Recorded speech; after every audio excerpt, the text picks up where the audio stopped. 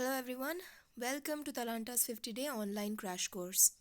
আজকে আমরা এই ক্র্যাশ কোর্সে ডে 25-এ প্রেজেন্ট অ্যান্ড আজকে আমরা প্লান্ট ফিজিওলজির লাস্ট যে চ্যাপ্টারটা সেটা নিয়ে ডিসকাস করব, which is plant growth and development.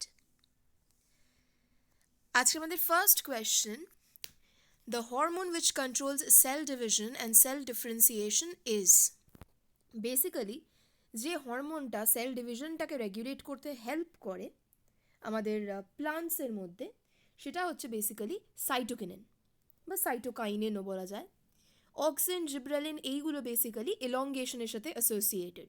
তাহলে আমাদের কারেক্ট অপশন হচ্ছে অপশন ডি, সাইটোকিনিন। আমরা যখনই cell division, cell differentiation, cell growth এই সমস্ত সংক্রান্ত কোনো কথা বলবো, সবসময় the answer has to be cytokinin. Next, which one of the following is a long day plant? Long day plant বলতে যাদের ফটো পিরিয়ডটা বেশি লাগে। তো বেসিক্যালি এখানে যে গাছগুলোর নাম দেওয়া আছে, option A bajra, option B soybean, option C tobacco and option D wheat, তার মধ্যে বেসিক্যালি আমাদের লং ডে প্লান্ট হচ্ছে অপশন ডি উইট। বিকজ উইটটা আমরা জানি জেনারেলি উইট গ্রো করার জন্য ডে লাইটটা বেশি লাগে, রাইট? তো সেই জন্যে এখানে কারেক্ট অপশনটা হচ্ছে উইট।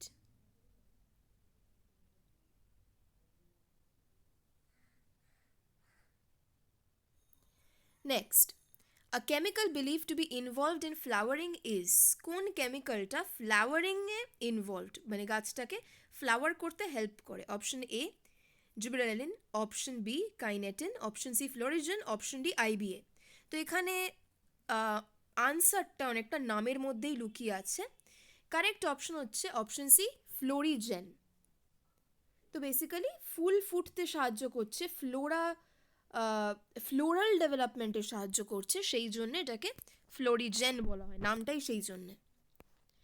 কোয়েশ্চেন 4 বলছে, in a plant growing under dark condition the leaves turn light colored, internodes become much elongated, and this is termed as.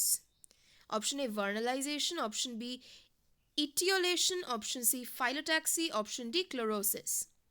তো এই যে কন্ডিশনটা, লাইট কালার হয়ে যাওয়ার গাছের পাতা, ইন্টারনোডগুলো লম্বাটে হয়ে যাওয়া, এই কন্ডিশনটাকে বলা হয় যে দ্য প্লান্ট হ্যাজ বিকাম ইটিওলেটেড। তাহলে এই পার্টিকুলার ফিনোমিনানটার নাম হচ্ছে ইটিওলেশন। আমরা জানি যে ভার্নালাইজেশন বেসিক্যালি একটা ফিনোমিনান, গাছের ফ্লাওয়ারিংয়ের সাথে অ্যাসোসিয়েটেড। ফাইলোট্যাক্সি হচ্ছে একটা অ্যারেঞ্জমেন্ট অফ লিভস। ক্লোরোসিস হচ্ছে একটা ডেফিসিয়েন্সি ডিজিজ। Question number 5 বলছে, parthenocarpic fruit can be produced by the application of which of the following auxin? তো out of the following কোন অক্সিনটা ইউজ করে আমরা পার্থেনোকার্পি ইন্ডিউস করতে পারি?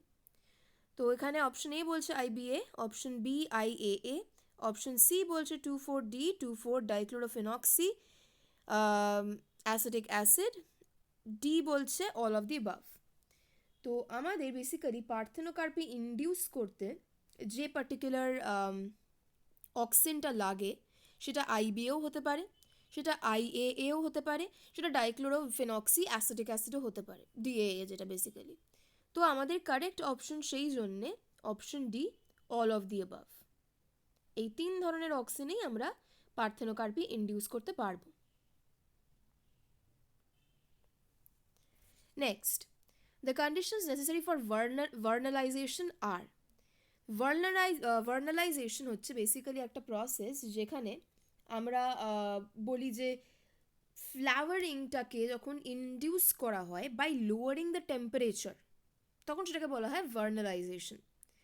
তো এখানে যে অপশনগুলো আছে তার মধ্যে অপশন এ বলছে high temperature and water, option B বলছে low temperature and oxygen, option C বলছে water and carbon dioxide, option D বলছে অক্সিজেন অ্যান্ড ওয়াটার। তো যেটা সবচেয়ে বেশি ইম্পর্টেন্ট গাছের জন্য, in order for flowering to take place at low temperatures, সেটা বেসিক্যালি হচ্ছে কার্বন ডাইঅক্সাইড অতি অবশ্যই অ্যান্ড ওয়াটার। অ্যান্ড একটা জিনিস আমরা লক্ষ্য করলে বুঝতে পারবো যে এই দুটো কন্ডিশনই কিন্তু একদম ইন্টিমেটলি অ্যাসোসিয়েটেড উইথ ফটোসিনথেসিস। তার মানে নিউট্রিশনটা যেটা আমার গাছের দরকার, সেই নিউট্রিশনটা প্রোভাইড করার জন্য আমার এই কন্ডিশনস দুটো ইম্পর্টেন্ট। সো আমাদের কারেক্ট অপশন হচ্ছে option C, water and carbon dioxide. Next, which of the following hormones does not naturally occur in plant, মানে কোনটা synthetic hormone? Option A dichlorophenoxy acetic acid, option B IAA, option C ABA, option D GA। তো আমাদের correct option হচ্ছে এখানে obviously dichlorophenoxy acetic acid. এটা naturally গাছে পাওয়া যায় না, it is a synthetic compound, artificially created. Next, which of the following light receptors is responsible for absorbing blue and ultraviolet light? Option A pyrochrome PR, option B pyrochrome PFR, option C cryptochrome, option D phototropin। তোমাদের correct option basically হচ্ছে option C ক্রিপ্টোক্রোম। ক্রিপ্টোক্রোম হচ্ছে এক ধরনের photo রিসেপ্টরস যেগুলো শুধু যে গাছে পাওয়া যায় তা নয়, অ্যানিমালসেও অনেক পাওয়া যায়, এবং এই পার্টিকুলার রিসেপ্টরটা লাইট সেন্সিটাইজেশনে হেল্প করে, গাছের হোক অ্যানিমালসের হোক, এবং স্পেসিফিক্যালি এটা আমাদের ব্লু এবং আলট্রাভায়োলেট লাইটটাকে অ্যাবজর্ব করতে হেল্প করে। Alright, next question, phototropic and geotropic movements in plants have been traced to be linked with option A enzymes, option B starch, option C gibberellins, option D auxins। তো এই phototropic and geotropic movements, phototropic মানে হচ্ছে towards light and geotropic মানে হচ্ছে towards gravity, এই দুটো মুভমেন্টই induce করার জন্য যে পার্টিকুলার হরমোনটা ইম্পর্টেন্ট সেটা হচ্ছে অক্সিনস। রাইট, আমাদের কারেক্ট অপশন হচ্ছে option D auxins. Next, you have installed an outdoor gas burning grill on your back patio, actually, next to your favorite camellia bush. After the first few chilly nights of using your grill, you notice that your camellia, which does not normally lose its leaves, is beginning to do so. Which of the following is the best explanation for what is happening? তো এই যে charcoal গ্রিলগুলো, সেগুলো basically ethylene gas emit করে। তো আমার গাছের যে ক্ষতিটা হচ্ছে বেসিক্যালি সেটা ইথিলিন গ্যাসের জন্য। এখানে আমার অপশন দেওয়া আছে, the bush is getting too warm next to your grill. Option B বলছে ethylene is a by product of the gas you are burning and is causing senescence in your plant. Option C বলছে abscisic acid is a by product of the gas you are burning and is causing senescence in your plant. Option D বলছে the plant is biennial and is bolting.